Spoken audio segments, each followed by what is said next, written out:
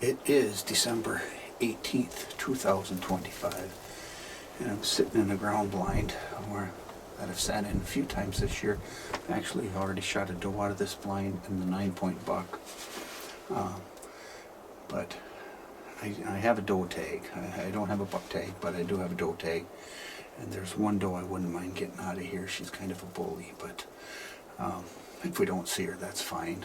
You know, I'll be okay. But might slide in another hunt before the end of the year. But as it's getting towards the end of season, you need to pay attention when you're filling antlerless tags or trying to harvest a doe, that it actually is that and not a nubbin buck or a buck that has shed its antlers if your goal is really to shoot a doe.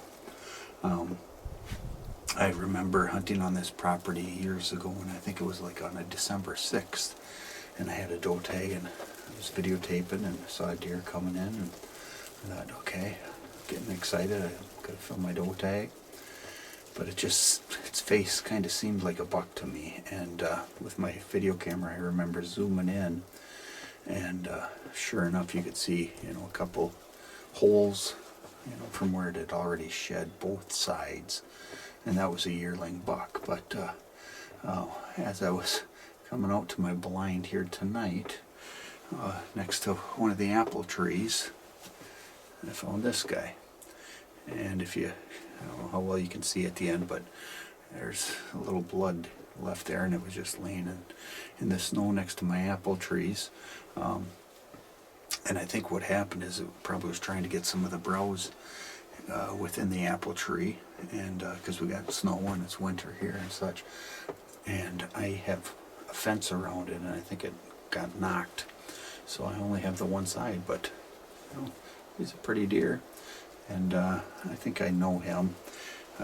He isn't the buck that I've seen in this plot a couple times, but he's a buck I saw multiple times this summer. He was just a nice solid 8-pointer, and so I'm happy to see that he's at least, you know, still around and has made it this far, because, you know, he's got a good base and, you know, nice chocolate antler that, you know, if he makes it to next year, he might be worth looking at. I mean, obviously he is worth looking at, and all deer are nice, but he should put on a little more growth if he makes it through this winter. And that's also why, you know, harvesting a doe isn't a bad idea, just because we've had quite a bit of snow, we've had cold, and actually now it's raining out, and it's going to turn over to snow here in a little bit. But you know, if I get a doe tonight, I'll be happy. Just thankful to spend a little time out there in the woods and in nature and such. Happy to be in a blind, especially with it raining, that I'm not getting wet as well. But this is just a great bonus for, you know, winding down on a nice deer season. If you need a little help, or you know, would like some of my thoughts on your property, you can reach out to me through my website, www.whitetailhabitatconsulting.com, and you know, maybe I can help you design a habitat plan and improve your hunting and your habitat and your deer herd. So anyway, well, this might be my last video of this hunting season, and if it is, I'd like to wish you all Merry Christmas. But if not, we'll see you again.